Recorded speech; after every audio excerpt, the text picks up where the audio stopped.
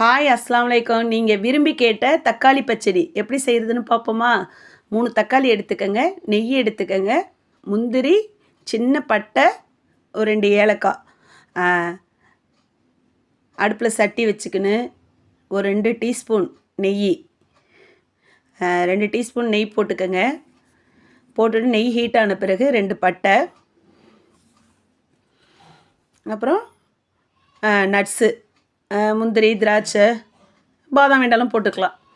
நல்லா golden colour fry ஆன பிறகு 3 தக்காளி அரிஞ்சு வச்சுருக்கோம்ல, அதுலேயே தூக்கி போட்டுருங்க சட்டியில் போட்டு நல்லா கிளறி விடணும்.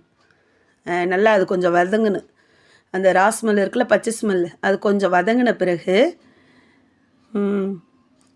ஒரு சிட்டிகை உப்பு. எந்த ஒரு ஸ்வீட் செய்யணுனாலும் ரொம்ப இல்லை, கொஞ்சமாக உப்பு போடணும். அப்போ தான் அந்த ஸ்வீட் நல்லா எடுத்து காட்டும். பார்க்க கலர்ஃபுல்லாக இருக்கா? நல்லா வதக்கிக்கங்க. அந்த கொஞ்சம் பச்சை ஸ்மெல் போன பிறகு கொஞ்சமாக தண்ணி ஊற்றி கொதிக்க வைக்கணும். அது நல்லா கொஞ்சம் வெந்த பிறகு அவங்கவுங்க ஸ்வீட்டுக்கு தகுந்த மாதிரி, நான் ஒரு 3 டீஸ்பூன் போட்டிருக்கேன். உங்களுக்கு கொஞ்சம் ஸ்வீட்டு வேணும், அதிகமாக வேணும்னு சொன்னால் இன்னும் ஒரு ஸ்பூன் சேர்த்துக்கலாம், பிரச்சனை ஒன்றும் இல்லை. ஸ்வீட் நல்லாயிருக்கும். எல்லாருமே இப்போ சாப்பிட்ட பிறகு ஒரு ஸ்வீட் ஒன்று கேட்குதோ, அது நம்ம வீட்லேயே ரெடி பண்ணி கொடுத்தா அது உடம்புக்கும் நல்லது.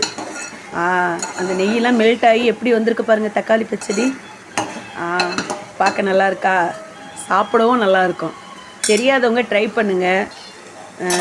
தக்காளி பச்சடி ரெடி. என் வீடியோ எல்லாரும் பார்க்குறீங்க, சப்ஸ்கிரைப் பண்ணுங்கள், லைக் பண்ணுங்கள், கமெண்ட் பண்ணுங்கள். புதுசாக வர எங்களை ஆதரிங்க. ஓகே, பாய். நீங்களும் ரெடி பண்ணுங்கள்.